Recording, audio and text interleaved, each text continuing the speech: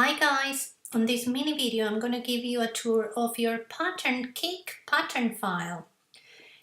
So once you open your pattern file you can see that we have two artboards and I'll come back to the reason for that in a minute. First, let me show you how your pattern might be built. Not all patterns are built the same way, but these will give you a good general understanding of what's going on inside your file. Okay, if you look in your swatches panel, you can see that we have two pattern swatches and 4 color swatches inside a color group. The color group is just a folder with the colors used in the pattern. They're Pantone global colors. This little triangle indicates it's a global color. If you want to learn more about global colors, check out my video about how to change color groups to Pantone colors, where I explain a little bit more about it. Okay, back to our swatches panel. The reason why there are two pattern swatches instead of one is because I built this pattern by layering two patterns, one on top of the other, using the appearance panel. I find this way of working with patterns a little more versatile. So you have two patterns that you can use on their own or together to create a new one. So for example, you can use this spotty pattern on many other patterns as a background, making it work a little bit harder for you. Okay, so let's have a look at the appearance panel for this pattern so we can see more clearly how it's built. I'll select my pattern, fill shape, and open the appearance panel, which you can find by going to the window menu and clicking on appearance. Or if you have it already on your toolbar on your side, you can click on this icon, appearance. Okay, so here we can see that this object has 3 fills and no stroke. 1, 2, 3, and no stroke. These layers work just like the layers in Illustrator or Photoshop. So the topmost layer in the panel will be the top layer on the object you're filling with your pattern. So here we have the heart pattern at the top.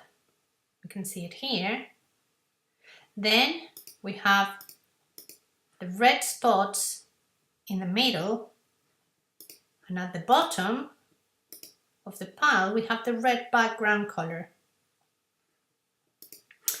You can rearrange the order of the layers any way you want. You can change the color of your background, add more pattern layers, all that without having to create a new pattern swatch every time.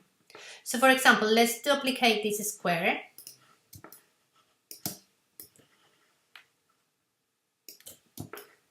With it selected, let's go into our appearance panel and let's change the color of the background to green. I'm just gonna duplicate the fill with the spots pattern by dragging it here. That had duplicated it. And on the top one, the one I just created and is selected at the moment, I'm going to apply some transform effects to it. So I'm going to go to effects, add a new effect down here. I'm going to go to distort and transform, and on this window, I'm going to make sure that the preview is ticked and untick transform objects, as we want to transform the pattern but not the actual object. Now let's increase the scale to 200 horizontal or vertical so it's proportionate, and let's reflect it on X and Y. You can see what we're doing here. Okay, now I'm gonna click OK.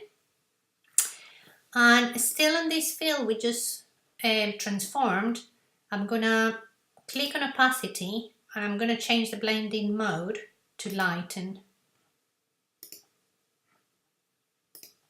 There you go.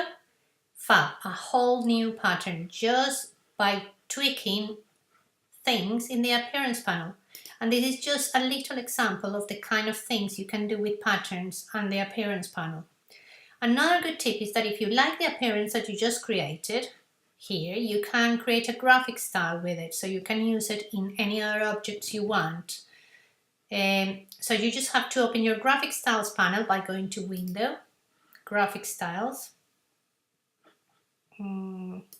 here, and drag your new pattern onto it. So I'll just drag this pattern we just created. This adds a new graphic style to the graphic styles panel, and we can create another shape. Maybe let's create a circle. Go to our graphic styles panel and fill it with the same graphic style as this square that we just saved. Okay, so now to the artboards. The artboard on the left, let me delete these two things so we don't get confused. The artboard on the left is just a square filled with a pattern, as we've seen already. The one on the right is the repeatable tile itself.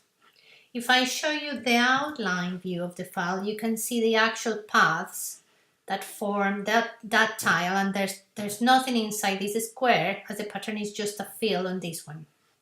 Okay, back to normal view. So I decided to provide the repeat tile separately because I thought it would be very helpful for certain uses. For example, some people might not have the latest Illustrator with its pattern maker feature, or some might not like using the appearance panel the way I just showed you. So I wanted to make it completely trouble-free for any case. This way you can just drag this little tile onto your swatches panel, and your pattern swatch will be created automatically. So just to check that pattern, let's do another circle and let's fill it with a new pattern. So there you go. You just created a pattern with background and the spots and hearts all in once as a swatch. Okay, you can also make any changes to the colors and drag again if that's what you want to do. So we can change the background to green, and we can add two swatches once more. Now we got another swatch. We got two now. Okay.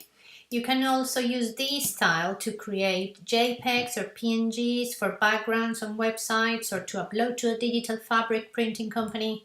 Anyway, use it any way you find it helpful. And that's it. That's the anatomy of your pattern cake pattern file. I hope this helps you to get the most out of your new patterns, and I'll see you next time.